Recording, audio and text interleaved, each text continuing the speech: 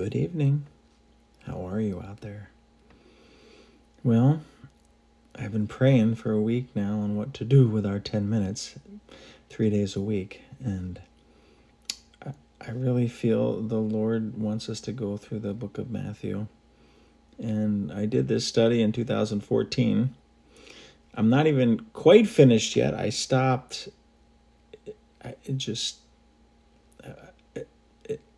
For reasons that I'm not going to share right now, that I stopped. But I stopped at 90 lessons. And I'm 100% positive we will not get through each lesson in 10 minutes. So we got enough to last us this year. And within this year, I will finish that study. I mean, I have 90 lessons, and I'm only on Matthew 22. So I think I got 3 more chapters or whatever. How many? Anyways, I don't want to waste time with that. But in the beginning of Matthew, we see a long list, the genealogy of Jesus. And it's 17 verses describing the genealogy of Jesus. And there's other books in the Bible where there's long lists of genealogies, and people say, oh, how boring. And I would say to you, shame on you. It's only boring because you're selfish. People don't like that. People don't think that's true, but it is. I'll tell you, and I'll prove it to you. If your name was in that list, if somebody was standing on the stage, or Jesus was about to announce all these names that were part of him coming to the earth, and your name was in it, you'd be calling your neighbor, you'd be telling the person next to you, shut up, listen, they're going to say my name, they're going to say my name, and you'd be all excited. You couldn't wait. I remember when I graduated college, flew all the way to Arizona, and I actually got me a little yellow thing because I had a 4.0 GPA. Graduated college with a 4.0. I forget. Is it summa cum laude or whatever, I think? And so I had to get my little yellow thing. And I was so proud. I couldn't wait till they called my name. I'm just sitting in the chair and it's getting close. And I'm like, oh, I'm going to have to walk across the stage in front of thousands of people that I don't know anybody. But I had my yellow and they announced my name and they said, he's summa cum laude. And I was like, yes. See? No? When your name's that's telling me, and that should tell you, when you have to read those long lists in the Bible of people's names and you're bored or you don't like it, I'm telling you it's because you're selfish. And I just proved it to you. Because if your name was in there, you would be excited. You couldn't wait to hear your name. Yeah, right? You know I'm right. Of course I'm right. Number 2, it teaches us how to be happy for others. Just say you were at an event and you weren't honored. Your name wasn't there, but you were there for somebody else. Would you be just as happy for their name to be called as yours? See, again, it tests. It's a test. It's almost like it's a test. I'm not saying that's why the Lord put it there to show us his genealogy. I'm just saying how to break it down. When you read it, are you happy when you read those names there? Or are you like, whoa? I mean, it should make you want to study them because there's characteristics of each one of those people that were important in the genealogy of Jesus, and I'm not going to get into them right now. I'm attacking this a little different. Approaching it, I should say, not attacking it. Approaching it a little different. I'm just saying, how happy are you for other people? When other people get the promotion, when other people get that you were wanting, are you happy for them? When other people get their name recognized and you didn't, can you still be happy for them? Can you still cheer and be excited for somebody else? other than you? Why do you always have to have the attention? See, it teaches us that life isn't centered around me.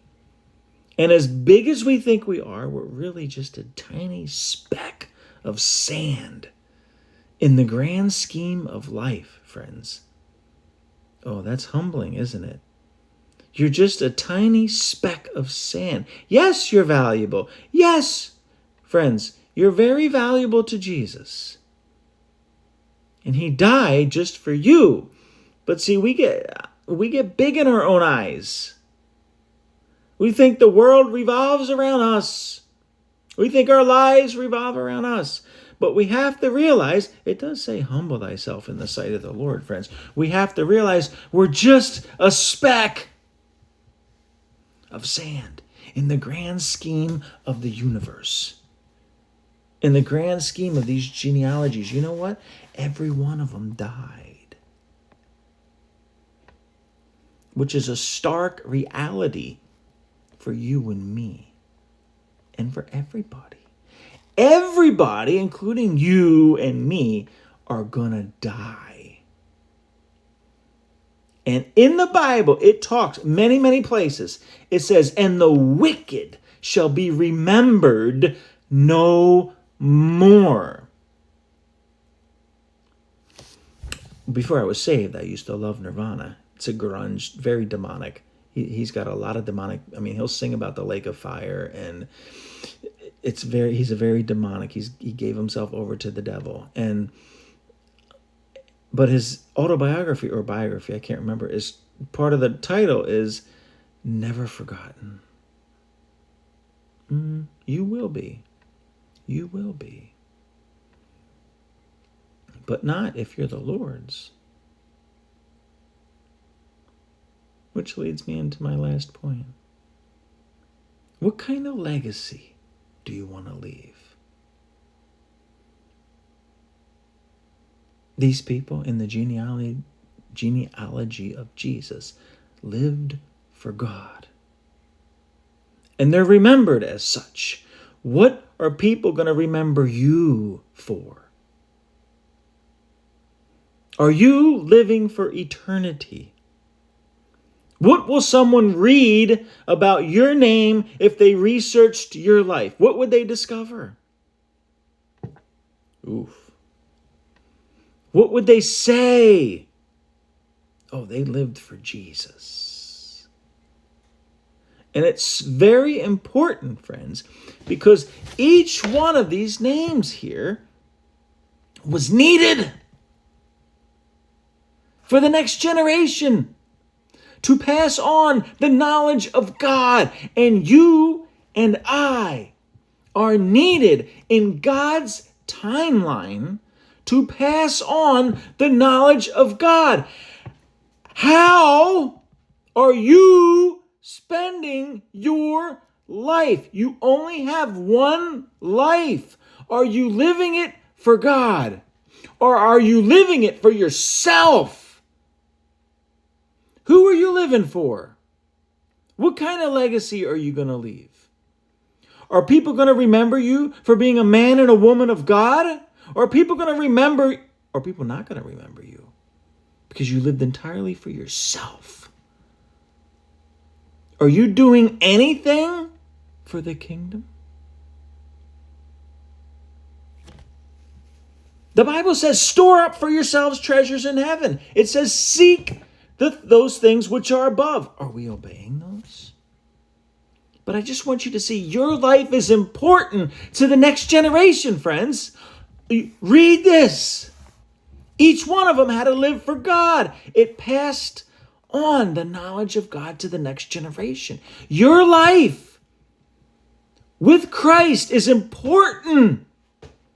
It's important to pass on the knowledge of God to the next generation. Are you living for Jesus?